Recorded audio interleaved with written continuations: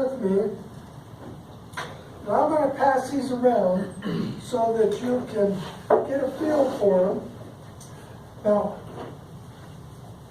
for some people, this is the tools of their trade. So I'm going to cover the tools of the trade because how many of you know what this is? What is it? It's a square for framing. Yeah, it's a square for framing. But you notice it's not full size because when you're up on top, you don't want to have one that is this big. And I have one that is that big, but this, for this purpose, is just right. Yeah.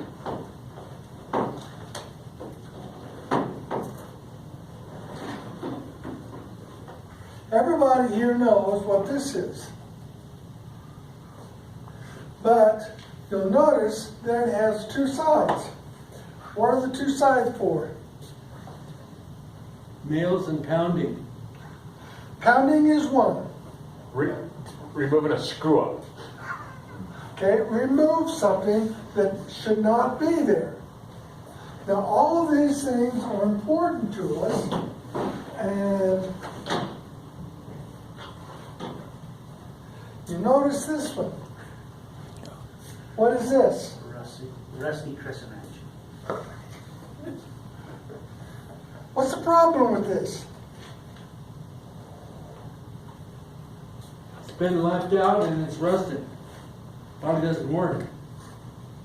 Okay, it got left outside, and these happen to be my son's tools.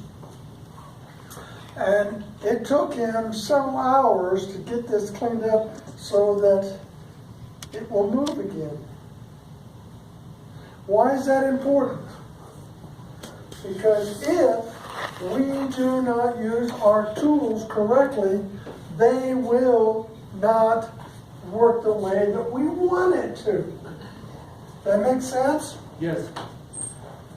Now, also, there is a screwdriver and some cutters and that, but the purpose is, I just want you to get a feel for it. Now, as you can see, here you go, Bill. You forgot one. Go around this way and give this to this young man here. You can feel it. Now, these are also tools of the trade. How do they help you, Warren? Well, one's a brush and a scraper and a window cleaner. Your windows. Okay, so this here is to get the ice off your windshield so you can see.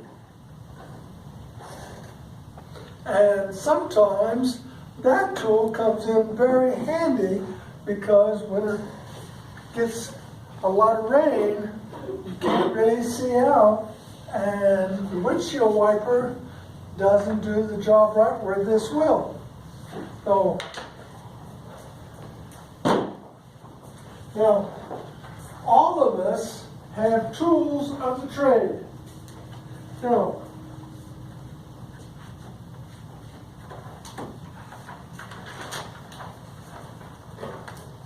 if you'll pass this one around.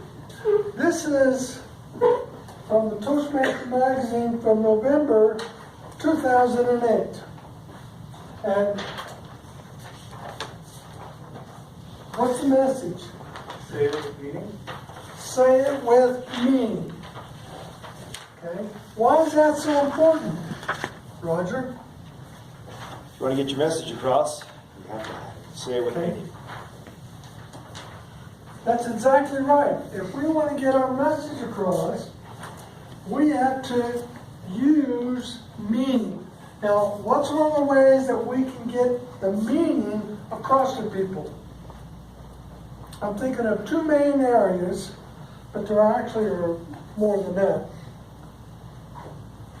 That's what's one of them.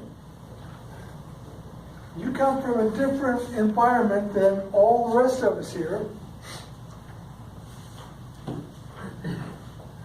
How do you get meaning across to the person sitting across the table from you? More from the expressions or the emotions, the way you express or put forth your point. So your hand gestures, your expressions, even if I am unable to communicate in the same language or something, but the expressions, or you can say the non-verbal communication helps.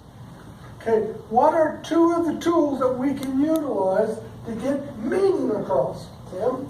Tone in your voice. Okay, our voice is one. Body language.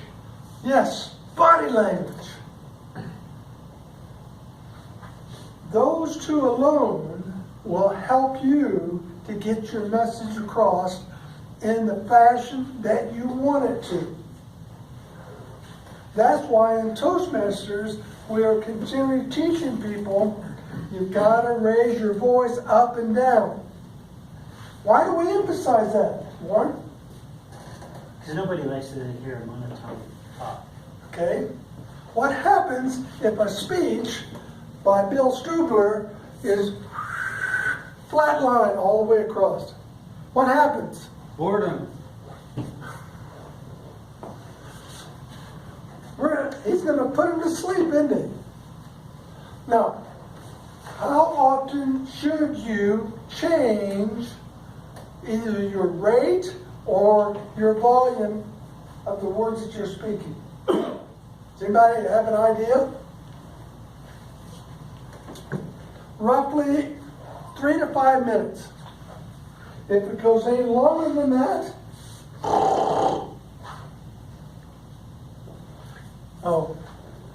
you're not going to get across what it is that you want.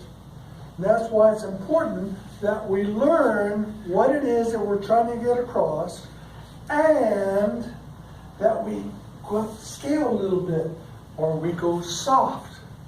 Either one, people are going to wonder, what's going on? And they'll stay right there with you. And if you don't do that, you're going to lose them. And once they're gone, can you get them back? Not usually.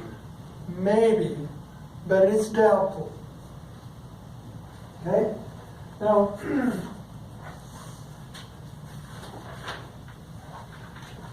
there are some lessons that we can learn, and this was in another issue of the Toastmaster magazine. And if you would pass that one around, it says, lessons that you learn. If you fail in a speech, and I guarantee you every single one of us here will fail, most of us more than once. What is the important thing about failure in a speech? Lack of preparation. Pardon? Lack of preparation. Okay, preparation. We need to be better prepared. That's one. What's another one, John? When I've done my speeches in the past, I get stuck, go, ugh, like table topics. But when I get up there, I don't have cue cards or anything, like those need to be prepared, so I just struggle. I'm thinking, I just don't know how to spit it out. Okay, now that's a good point. And John, I'm going to tell you, I did that more than once the first 2 or 3 years that I was in Toastmasters. You wouldn't know that now. But I failed more times than I got fingers and toes. But it's not important if you fail. Because the only time that you really fail is if you quit. There's always something that you can learn from every failure that you have. Now, first thing that I'm going to ask you to do, this club has been a little lax in it in the last year and a half. But we used to be very good about it. And we need to get back to that, and that is coaches. The first person you need to talk to is your coach. if you do not have a coach, see one of the officers and say, hey, I would like to have a coach. And that coach will help you at any given assignment that you receive here in Toastmasters every single week. Now, for that reason, we do not allow someone who's only done 1, 2, 3, or 4 speeches. They must have given a minimum of 5 speeches before the club will appoint them to be a coach. Now, there are some rare exceptions, but that will help you. And please do not be bashful about asking for it. Now, who assigns the coach? Top 3 officers. Who are they, Warren? Vatsal, Roger, Ron? No. The top 3. Oh, there, it's right there. Vatsal, Ron, and Lawrence. Okay, those are your 3 officers, and they get together minimum of once every month, and that's one of the things they go over. Because we're here to help each member to grow. And if a member does not grow, bye-bye, they'll leave us. And maybe, that's why we don't have 10 people here tonight. Last summer, we were getting in excess of 20 almost every single week. But the last 2 weeks, this is the 3rd week in a row, we have been under 10. How do we correct that? You're the sergeant at arms. How do we correct it? Recruiting and then also keeping the ones accountable. Keeping them coming. Okay, that's one thing. Making it fun. Okay, Bill, you belong to several clubs. What have they done in the other clubs to get people to come back? You know, I wish I had an easy answer for that. There isn't one. I know that in all my clubs, I try to be friendly with everybody. I try to inject humor. Okay. And so if people are having fun, that's the first thing. Yes. Okay. Now, for those of you who are really interested, read this article, and then if you still have questions, get with either Ron or myself or Vatsal, and we will help you. Now, why is all this important?